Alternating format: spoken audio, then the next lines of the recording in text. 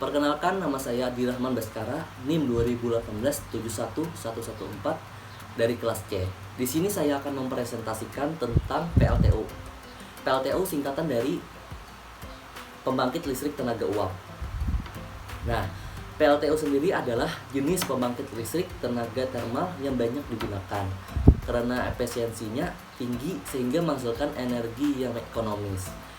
PLTU merupakan mesin konversi energi yang mengubah energi kimia dalam bahan bakar menjadi energi listrik. Proses konversi energi pada PLTU berlangsung melalui 3 tahapan, yaitu yang pertama, energi kimia dalam bahan bakar diubah menjadi energi panas dalam bentuk uap bertekanan dan temperatur tinggi. Yang kedua adalah energi panas atau uap diubah menjadi energi mekanik dalam bentuk putaran.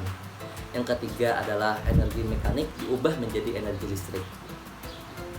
Prinsip kerja dari PLTU. Dalam PLTU, energi primer yang dikonversikan menjadi energi listrik adalah bahan bakar. Bisa dari bahan bakar padat, cair, atau gas, atau bahkan kombinasi. Konversi ini, tingkat pertama yang berlangsung dalam PLTU adalah konversi energi primer menjadi energi panas atau kalor. Dalam uap air, hal ini dilakukan dalam ruang bakar dari ketel uap atau boiler di PLTU. Dalam turbin uap, energi uap dikonversikan menjadi energi mekanis penggerak generator dan akhirnya menghasilkan energi listrik. Sebuah pembangkit listrik jika dilihat dari bahan baku untuk memproduksinya, maka pembangkit listrik tenaga uap bisa dikatakan pembangkit yang berbahan baku air. Kenapa tidak uap? Uap di sini hanya sebagai tenaga pemutar turbin, sementara untuk menghasilkan uap dalam jumlah tertentu diperlukan air. Menariknya, dalam PLTU terdapat proses terus-menerus berlangsung dan berulang-ulang. Proses antara air menjadi uap, kemudian uap kembali menjadi air, dan seterusnya. Proses ini yang dimaksud dengan siklus PLTU.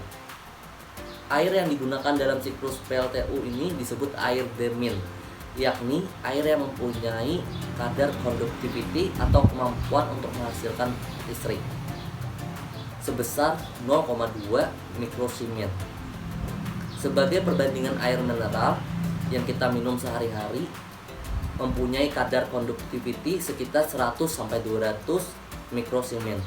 Untuk mendapatkan air Demin ini, setiap unit PLTU biasanya dilengkapi dengan desalination plant dan demineralization plant yang berfungsi untuk memproduksi air Demin ini. Nah, komponen-komponen utama yang terdapat pada suatu PLTU ini yaitu yang pertama adalah boiler. Boiler ini berfungsi untuk mengubah air feed water menjadi uap panas lanjut yang akan digunakan untuk memutar turbin. Yang kedua adalah turbin uap. Turbin uap itu berfungsi untuk mengkonversi energi panas yang dikandung oleh uap menjadi energi putar atau energi mekanik. Poros turbin dikoppel dengan poros generator sehingga ketika turbin itu berputar, generator juga ikut berputar. Kondensor. Kondensor ini berfungsi untuk mengkondensasikan uap bekas dari turbin atau uap yang telah digunakan untuk memutar turbin. Generator. Generator ini berfungsi untuk mengubah energi putar dari turbin menjadi energi listrik. Nah, di sini ada pun masalah operasi dari PLTU tersebut. Waktu yang dibutuhkan PLTU start dari dingin hingga beban penuh, 6-8 jam dari keadaan dingin, cold start.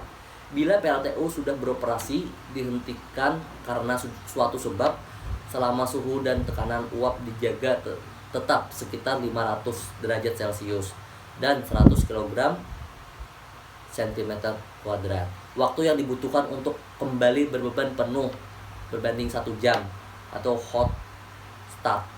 Lamanya waktu tersebut gunanya menghasilkan uap dengan jumlah yang cukup.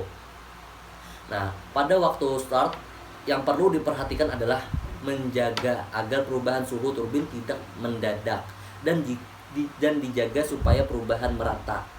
Apabila turbin sedang berbeban penuh, mendadak harus berhenti. Maka agar tidak terjadi overspeed, aliran uap ke turbin harus segera ditutup. Langkah selanjutnya adalah mengurangi produksi uap dari boiler. Nah, dengan mematikan nyala api pada ruang bakar boiler.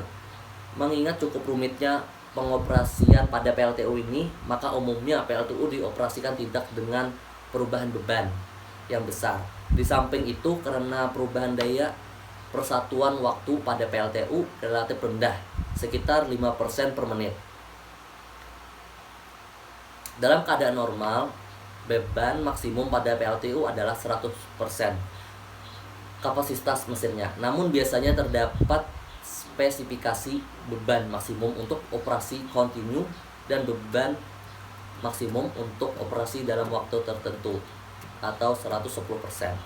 Beban minimum adalah 25% dari kapasitas mesin. Hal ini lebih dikarenakan masalah kontrol. Karena sifat tidak linearnya peralatan kontrol di bawah 25% dari PLTU menjadi sulit dikendalikan. Nah, kecepatan perubahan beban sangat tergantung pada kondisi beban permulaan. Karena jumlah banner dan pompa pengisian air boilernya dioperasikan tergantung pada besar pembebanannya.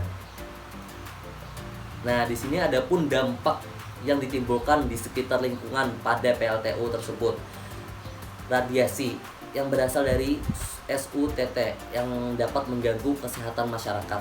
Yang kedua, pencernaan dari udara dan hujan asam sangat berdampak terhadap kesehatan seperti timbulnya penyakit silikosis dan antraktis. Kerusakan ekosistem dan biota hidup yang disebabkan pembangun pada PLTU dan pencemaran udara. Yang terakhir, kerusakan sarana jalan dan mengganggu ketentraman masyarakat sekitar saat operasinya pada PLTU tersebut. Ya, demikian presentasi saya pada hari ini. Mohon maaf bila ada salah kata atau kalimat yang saya presentasikan. Assalamualaikum warahmatullahi wabarakatuh.